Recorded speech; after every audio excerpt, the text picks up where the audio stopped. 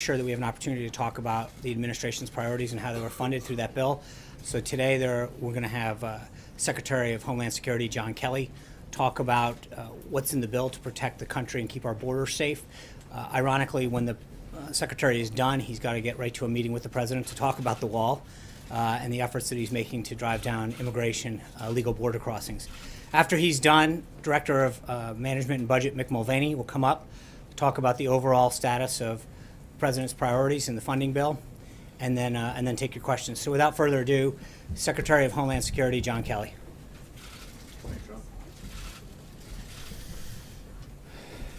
Well, I've talked to many in the media over the last 100+ days about the things our department does on a daily basis to keep our nation safe. In the past 100 days, we've been incredibly successful in enforcing the law and defending the nation. I believe this budget will help us begin to improve the way we do business and how we accomplish our goals to make this country more secure. The department's base discretionary budget authority is $42.4 billion.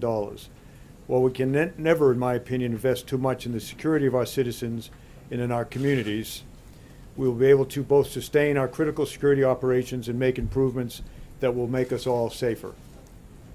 That includes hiring ICE agents, improving cybersecurity, funding grants that support state and local communities, and funding the Coast Guard operations at $344 million above the FY17 budget request.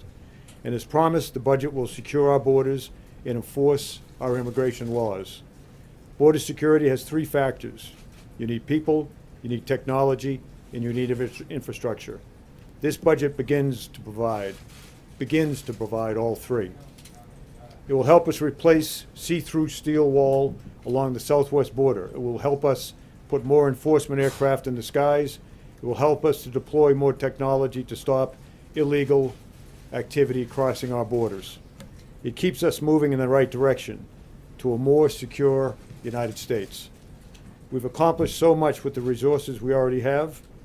If I may remind you, apprehensions of illegal immigrants and criminals at the border are down significantly. But we need more to keep moving forward. This is our government's largest investment in border security in 10 years. We are getting the tools we need, or beginning to get the tools we need, to make a change. But frankly, I am shocked at the behavior of some individuals in public service or public office that instead of celebrating how they've managed to reduce the amount of money for our border wall, a wall that will make us more secure, that will prevent drug smuggling, they're rejoicing in the fact that that wall will be slower to be built, and consequently our southwest border under less control than it could be. These appropriations provide a solid investment in the people, equipment, and technology that helps our department protect the homeland. We face a variety of hazards with man-made and natural factors, and this budget begins to help us confront them all.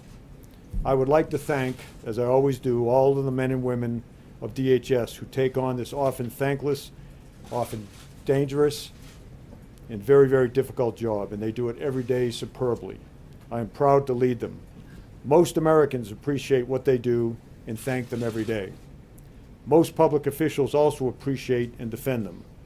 But there are many who owe them an apology, many in public service who owe them an apology, and frankly, many in the media, for how they disrespect them for what they do, and how they serve us every day.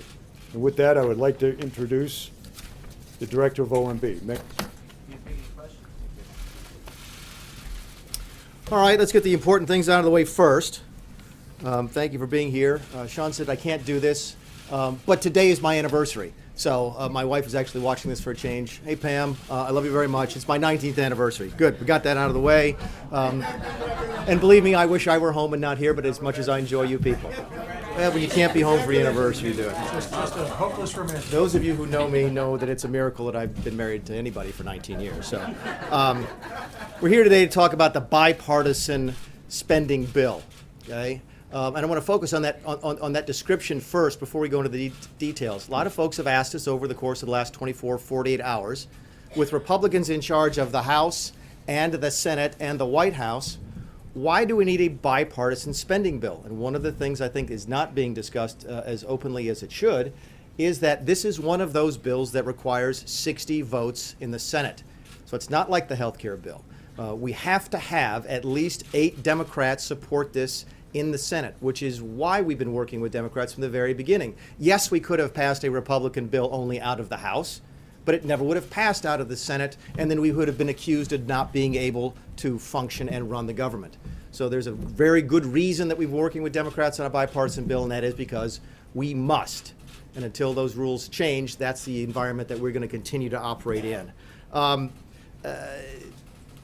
The Dems have been trying to claim victory on this, which I think is a very strange way to look at a bipartisan discussion. If you're in a bipartisan meeting, I think it's very unusual for one group to walk out and start spiking the football and say, hey, we won, we killed the other guys, and it certainly doesn't bode very well for future discussions.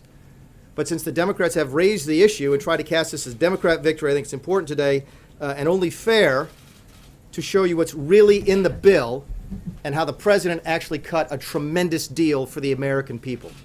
At the end of the day, that's who we think won in this discussion, in this negotiation, not the Democrats, not the Republicans, but the American people. First, the list of things that Republicans got in the negotiation.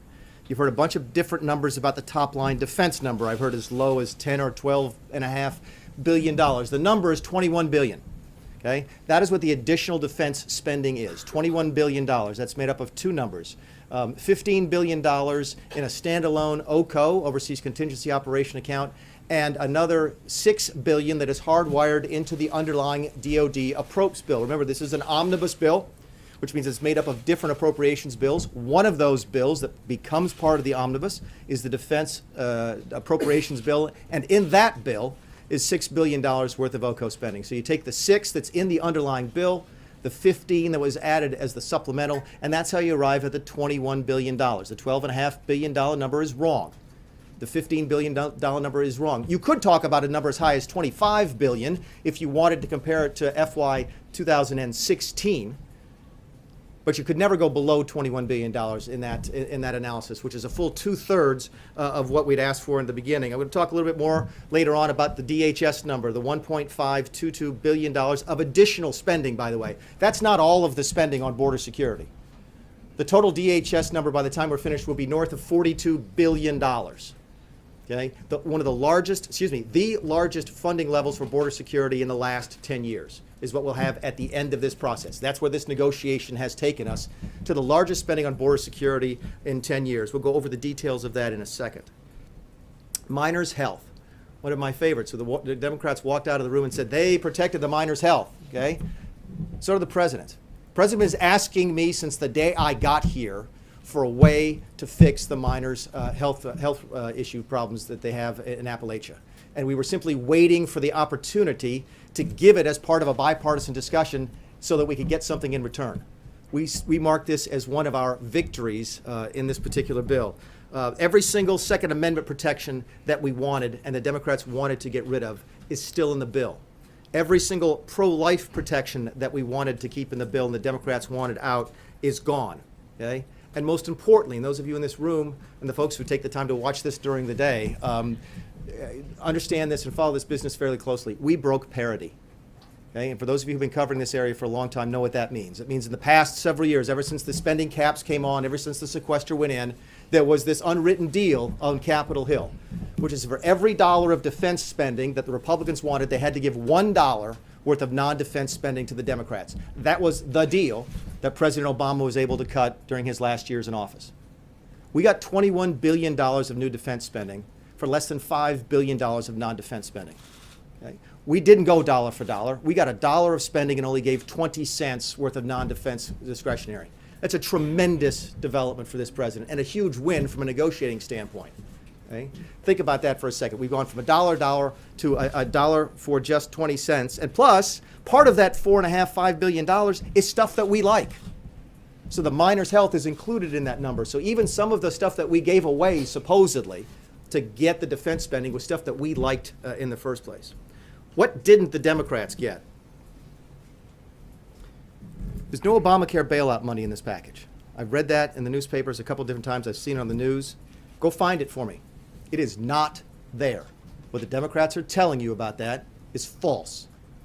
There's absolutely no language in this bill that requires us to make any Obamacare bailout payments, any CSR payments of any way, shape, or form as a result of this deal. Okay? Why are the Democrats saying that? Because it's what they told their base they would deliver, and they failed to do that for their base. That is not in the bill. There's no new money for Puerto Rico. You hear the Democrats crying out that they got $295 million for Puerto Rico. Not a penny of it is new money. Okay? All of that money was already spent. It was actually part of Obamacare under a previous agreement. That money was sitting there unspent, and all we agreed to do was agree to let them move it from one place to another. Did not cost the taxpayer a penny. They wanted new money. They wanted a bailout. We wouldn't give it to them. We gave them money that was already appropriated and already spent. No renewable energy subsidies. They wanted, at the last minute, they threw in a demand for renewable energy subsidies for wind and solar and other types of things. We kept those out. What they really didn't get is this, and this is what they wanted. They wanted a shutdown. We know that. They were desperate to make this administration look like we couldn't function, like we couldn't govern. And we know that a large part of their base, especially their left-wing base, wanted a shutdown and certainly didn't want them to cut a deal with us. That's why I think you're seeing them crowing about their success, is in order to cover up the fact that they actually cut a deal with President Trump, and President Trump did a tremendous job. What are we talking about? More money for spending, more money for defense, more money for border security, more money for school choice, another thing that we got, okay? Those of you who were here in March and saw me introduce our first version of our budget blueprint, saw me talk about the president's priorities. What were they? Defense, border security, school choice. The president delivered on his promises and got his priorities funded, and that's what the Democrats don't want you to know. They want you to think they won. What they don't want you to know is the American people won here because the president simply out-negotiated them. I want to come back to one thing, then I'll take some questions. If I can bring the pictures up now, that would be great. You've heard me talk a lot over the course of the last couple of weeks. I've been on television a couple times saying, oh, there's no bricks and mortar, there's no bricks and mortar, and there's no bricks and mortar for a wall in this. We can build this, okay?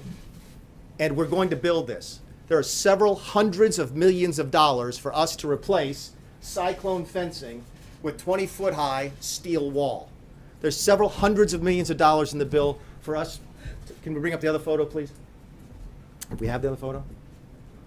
There's several hundreds of millions of dollars for us to build levee walls along the southern border. And as many of you know who follow this issue, some of the most vulnerable areas that we have are places along rivers where we desperately need levees in order to provide the protection of the southern border that we need, okay? We are building this now. There is money in this deal to build several hundreds of millions of dollars of this, to replace this. That's what we got in this deal, and that's what the Democrats don't want you to know. This stuff is going up now. Why? Because the president wants to make the country more safe. This doesn't stop drugs and doesn't stop criminals from crossing the border. In fact, it doesn't stop hardly anything from crossing the border. This does. And that's what we got in this deal, and that's why we're so excited about the opportunities that we have to follow through on the president's promises to secure the southern border. So unless we have the other picture, I'll take a couple questions. How do you say that fence will keep drugs from coming over the border? They tunnel underneath the border 75 This is the 80 border, feet. the general left. This is the wall, by the way, that DHS said they want. I've sat in the Oval Office of the president. We've talked about bricks and mortar. We've talked about concrete walls. This is what DHS wants. Why? Because it actually works better. You can tunnel under anything. I will answer your question, okay? You can see through this one, okay? It's actually safer. Where we have this in place now, and we do, it's actually safer for our Border Patrol agents. You can talk to the DHS about the details, but there's been a dramatic reduction in attacks on our Border Patrol agents where they can see through the wall because nobody's throwing anything over the top at them. This is what DHS wanted.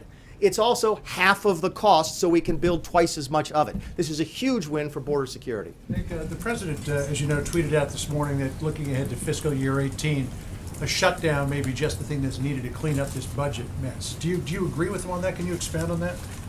You know, I've been through a couple shutdowns. Let me answer that question this way.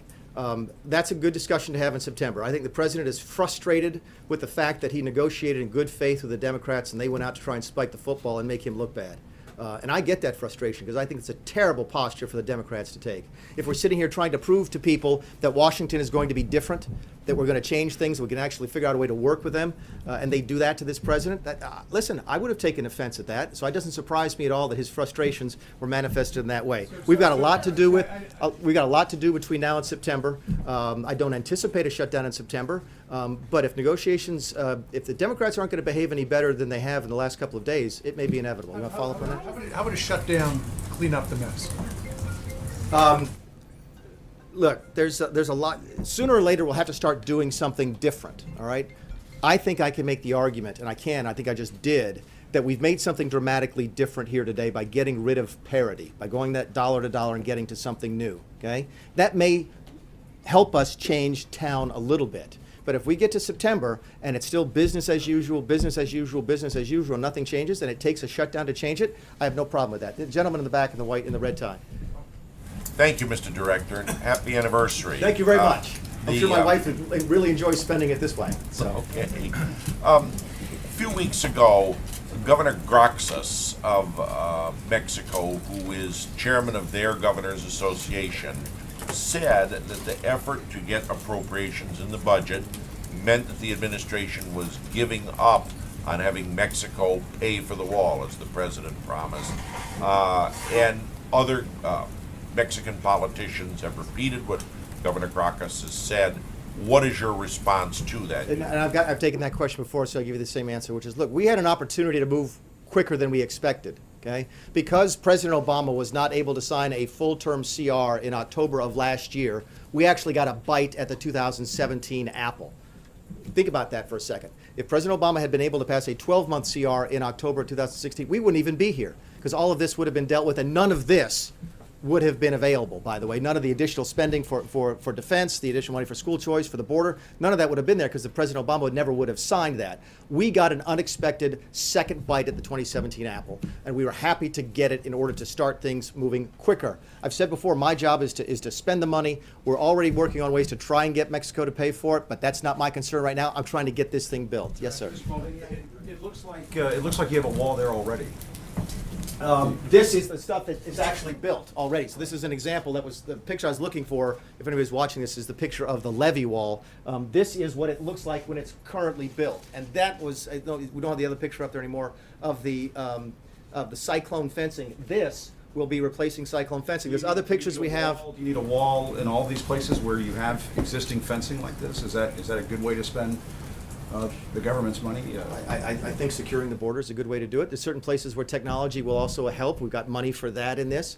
There's places where we can start land acquisition now, for example, for next year. We can do that in this bill. We can start ramping up to hire new border agents. We got additional beds, by the way, at detention centers so that we can effectively end catch and release. One of the difficulties we had on catch and release was that the beds were full of the detention centers. So we've added those beds. So when you look at it holistically, it's a tremendous improvement in border security. There'll be a wall across the entire U.S.-Mexico border. Now, as part of this bill, no. You've got a couple $100 million to do it. This is a several-year process. You could not build all of that in 1 year. Yes, sir. Yesterday, of this bill, you said, quote, "I think it's great that the Democrats like the bill. We think it's a great deal for the administration as well." Yeah. So what changed? Yesterday it was great that they were pleased with it, and today it's an outrage, it's spiking the football. I mean, what changed? Well, what I said yesterday is what you ordinarily say when you walk out of a negotiation, which is, we got some of what we want, they got some of what we want. We're either equally happy or equally unhappy, or we're a little bit more happy than they are because we got a bigger portion of government, and they're walking around trying to make it look like they pulled one over fast on the president. I just won't stand for it because it's not true. Yes, ma'am. I'd rather they be truthful. Go ahead. You were saying earlier that the Obamacare subsidies are not part of this bill. So Correct. Does that mean that this administration is going to stop paying those? We've not made any decision. I think I've said that to you folks before. We've not made any decision. The payments are due, I believe, the 20th or the 21st of every single month. We've not made any decisions at all on May. Yes, sir. The follow-up to the earlier question is, what do you say to the members of your own party who say that this particular negotiation didn't net what they wanted? Some of them, I mean, Mike Huckabee, I think, even tweeted something out earlier. They're not happy with it. So what's your response? Keep in mind that until right now, I don't think anybody knew about this. because what you heard us say is no bricks and mortar, no bricks and mortar is all about technology. About the deal itself, about Again, listen, I'd be happy to have this discussion with everybody and convince anybody on the right that this was a great deal. I Well, talked what with, about those on the right who are not happy with it. They've obviously seen it. my guess is they have not. My guess is they've been reading the Washington Post, they've been watching television and heard the Democrat side of the story, and I'm here today to let the other side in the middle. Yes, ma'am. If the president wants the government to shut down, he could just veto the new spending bill. He doesn't have to wait until the fall. So why doesn't he just do that if he thinks a government shutdown is the best Yeah, thing I think for we're the giving it a country? chance to work. I think we're actually trying to, first of all, show that we can govern, and we can. We can do it effectively, and we have. And we can also fund our priorities, which this does. So I think, why would you shut it down when you've cut a fairly good deal for the American people and funded your priorities? I think what you heard this morning was his sense of frustration over how he's being mistreated by the Democrats on a bipartisan piece of legislation in the back standing up. Yes, sir. The president today in the tweet talked about a potential shutdown. You say Democrats wanted to do what they did so that they could force a shutdown. We've heard the term shutdown a lot here. Yeah. I think there's probably some folks at home who are saying, my gosh, we're barely 100 days into this. What does that mean for tax reform? What does that mean for an infrastructure bill? What does that mean for a government spending bill in September? And this is just year one. What does it say to the tone that we're already talking about? I think the tone is that they have a president who can run the place, which is not a narrative that you hear coming out of many different sources right now. You have a president who is able to work with Democrats and Republicans. Again, a little disappointed at the way the Democrats have acted after the deal was put together. But you've got a president who knows what he's doing when it comes to running the country. There were a lot of people who were absolutely convinced, including when he hired me to be the OMB director, that we were going to have a government shutdown. And I think the message that we're sending is that we are competent, we know what we're doing, and the country is safe in our hands, and we think this goes to prove that. Yes, sir. What just occurred, that you said the negotiations that just Mr. Chair, I want to follow up on that, Don's question. I'm a little confused. You said that the Democrats wanted a shutdown. Yeah, I really believe And that. it's the president himself that tweeted, "Our country needs a good shutdown in September." Can you explain that? And if there is a shutdown in September, won't it clearly be the president's fault? I mean, he's the one actually calling for Again, it. the 18 budget comes up in September. Between now and then, you've got tax reform to deal with, you hope to have infrastructure to deal with, you have the debt ceiling to deal with. So there's a lot of things to deal with between now and September. And again, what I think you heard the president express this morning was frustration over how he's been treated as part of the negotiation. And it may be, if things don't get better, that we get to that point. But I think there's a lot of things that will happen between now and then to let us know if we're moving in the right direction. To your first point about the Democrats, I think it was a little bit reported that there was a great deal of disagreement within the House Democrats over this deal. That Mrs. Pelosi was absolutely convinced when we said that we wanted money for the wall that we would shut the government down. And when we took that request off of the table early in these negotiations, they were flabbergasted. And they were stuck in a circumstance where they were facing possibly shutting the government down, and some of them wanted to do that. My guess is their base is not going to be very happy to know that we are building this. Okay, we are taking their taxpayer money to build this. Right, that's the deal that we cut, and my guess is that's not going to sell very well with some folks on the left, but they're going to have to deal with that. Yes, ma'am. Sir, you spoke about this being a bipartisan bill because it needs to be. But the president seems to also be floating this idea of doing away with the legislative filibuster. Is that a good idea? I mean, is that something you're actually talking about? And is that what you need to? Well, clearly we don't need it because we did this. The question is, would it be easier? Would the results be even better? Would there be less sort of animosity? Maybe. I know that there has been some discussion on the Hill over the course of the last couple of years for limiting the filibuster when it comes to appropriations bills. Keep in mind, one of the reasons we're here, and one of the reasons we have a discussion, it seems, every couple of months now about a shutdown, is the appropriations process is broken. And the way it used to work, and it's supposed to work, if the House passing an appropriations bill on a topic, say military construction and VA, the Senate passing a bill on the same thing, then going to conference committee, then putting that bill on the desk for the president, that I don't think has functioned in the last decade. I've been here since 2011, and it's never worked. We want to go back to that process, but the reason we can't get back to that process is because the Senate is requiring 60 votes on every single appropriations bill, and that is forcing this discussion about continuing resolutions, which are a bad way to run the government, and they force a discussion about shutdowns, which are simply not productive. What does the president say, Director Mulvaney, thanks for being here today. What does the president, how does the president define a good shutdown? I don't know. We haven't had one. I think a good shutdown, if there is such a thing, again, a shutdown is not, and I've said this before to you folks, I said it during my confirmation, it's not a goal. okay? And it's not a negotiating tool. The president advocated. But to the extent the president advocated for one today, if you wanted to imagine what a good shutdown was, it would be one that fixes this town. So what would the That one that president say? drives the message back home to people that it really was as broken as they thought that it was when they voted for Donald Trump, and they would trust him to, if that's what it's necessary to do to fix Washington, D.C., that would be a good shutdown. Yes. Just to be clear, in the last shutdown, 800,000 federal employees were indefinitely furloughed. Another 1.3 million were required to work without knowing when they would get paid. Right. So is that a good shutdown that fixes So Washington? back to your point, you and I have had these discussions before because I've been through a shutdown before. Every single one of those folks got paid, right? Everybody always has. During the temporary lapses in appropriation, which is what the Congressional Research Service calls them. Those families It is that a lot you of agree. uncertainty, and it's certain, and that's why I say it's not desirable. But you asked me what a good one would look like, and a good one would be something that fixes Washington, D.C. permanently. Yes, sir. We heard a few weeks ago from appropriators that you walked into a meeting and were very front-footed about defunding and cutting funding for sanctuary cities. What happened between that meeting and now? That meeting took place in early March. I've also heard that we came late to the game. I got put in this office, I think, February 17th. And the first week in March, we were meeting with appropriators on the Hill to lay out the president's priorities, which, again, they were at that time. The four that we laid out for them was we wanted defense increases, we wanted border security, including the wall, we wanted targeted reductions in spending, and we wanted sanctuary cities.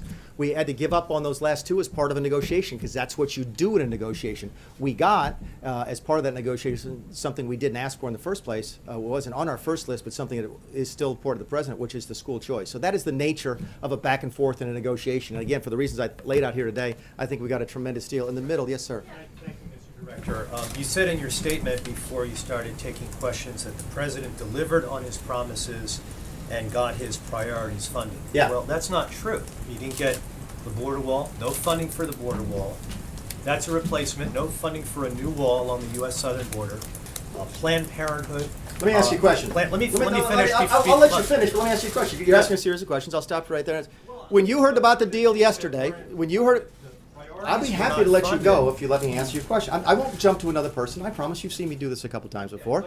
You said, My well, question, then you no, can take it as a whole, right? Fine, go Okay, ahead. thank you very much. So Are they always like this, Sean? as far as the priorities that you say are funded, the border wall, no new border wall along the U.S. southern border. Planned Parenthood was not defunded. You've already said that another priority of the president was not carried through, and that's the sanctuary cities problem. So explain to me how you say what you said before and square what you said before with the actual reality as far as the budget is concerned. Sure, and I'll Thank say you. thank you. Thank you for finishing your question. Let me ask you a question. Okay, when you heard in the last 48 hours about the deal, did you think we could build this? I bet you didn't. Nobody did. Okay, is it a replacement for existing wall? Yeah, that's fine. Is it new wall? No. This is what's out there right now. Okay, and this is what's going to be put in as a result of this bill. Okay, that is better border security. You can call it new wall, you can call it replacement, you can call it maintenance, call it whatever you want to. The president's priority was to secure the southern border, and that's what this does. No, he asked a couple questions. I'm going to the young woman in the pink then, and then the young woman in the orange, and then we'll take another couple. But let me finish your thing. It's just Planned Parenthood, okay? Planned Parenthood. We had a good discussion about it. It's a fair question. We had a really good discussion about that. Okay, and what we decided after talking to some of our most pro-life supporters on the Hill and the pro-life supporters outside was that this president's already made his case fairly strongly for his pro-life position. You saw us sign the CRA. You saw Mike Pence, Vice President Pence, have to break the tie on that vote. Okay, on Planned Parenthood, on the states with the Medicaid funding. You've seen the executive orders. You've seen the stuff. Oh, this bill includes all of the traditional protections for the pro-life movement, including the Hyde Amendment. And what we simply decided was, look, if you want to take a vote on the Hill to stake out your position on Planned Parenthood, do it on the health care bill. And the outside groups agreed with us on that. The pro-life movement agreed with that. If you want to prove to the folks back home that you are pro-life, then vote for the Planned Parenthood bill. The last thing you asked about sanctuary cities, I already talked about that, and that it was something we gave up in the negotiation. But at the end of the day, here's how I look you in the face and the folks on the camera and the folks back home and say the president got his priorities funded. More money for the military, more money for the southern border security, and more money for school choice. Those are the same exact priorities that I talked about in March when we laid out the budget. So that's how I could look you in the eye and tell you that I'm absolutely satisfied we funded our priorities. Now, like that border wall right there, the new border wall that you built, Will it look like that one right Well, there? this is what's permitted in the bill, so that would So take I'm the- saying, will the new one that's built along the U.S. southern border look like that border wall right there? Well, I mean, we've got a border that's, in certain places, yes. I mean, the other photo we can't get up is the levees, so I'm not really sure what your question is. We will build the You have most to replace appropriate. that wall with the new wall with new funding. In other words, it's just a short-term fix, and then we're going to. That is a U.S. government. 20-foot-high steel wall. That is not a temporary short-term fix. So I'll he's finish you asking now. if I'll go you're to. I've been building- promising the young lady in the pink in the back a question for a second. I'll follow up Okay. on that. Where is that being built, and how many miles are you going to get out of it? Oh, I don't know where it's being built. And again, we haven't done the per mile. I think the total spending is $347 million on that, but we haven't done the math yet on what that does. Cover, what are we talking about? Well, again, it depends on, it's more expensive to build a wall in certain places. So this is going to be replacement, so we have to go out and figure out where we are. And it's cheaper than building new wall because we already have land acquisition here. We have the rights to build it, et cetera. There's probably roads out there to service it. When you're building new wall, to the gentleman's point, you're starting from scratch, so you have to build the infrastructure necessary just to get the construction teams out there to build. So we haven't done the math yet on how many miles we can build and where it will be. What we do know is that we have several hundreds of millions of dollars to do this. Do you have a follow-up on that or not? Well, yes. I mean, when can we see construction? When do you think you're going to go out there and put up a wall? This construction that you see here, well, I don't know if it's this exact construction because I don't know where this photograph is. This wall is being installed on the southern border today. Yes, ma'am. Yes, Director Mulvaney. Two topics, several questions. Now, when it comes to the wall and this budget for the wall, it's very expensive. That's one piece of the immigration issue. What about the larger piece of the immigration issue? Where's the funding when it comes to fixing the issue where you have people who are overstaying their visas? That's more of the immigration issue that in the past and even now that's happening versus just dealing with the southern border. You have immigrants from all countries coming here versus just the southern border. How are you going to, what monies are going into that piece? It's a fair question. Let me answer this two ways. It's probably not going to be very satisfactory, but this is how I'd answer your question. First of all, this is a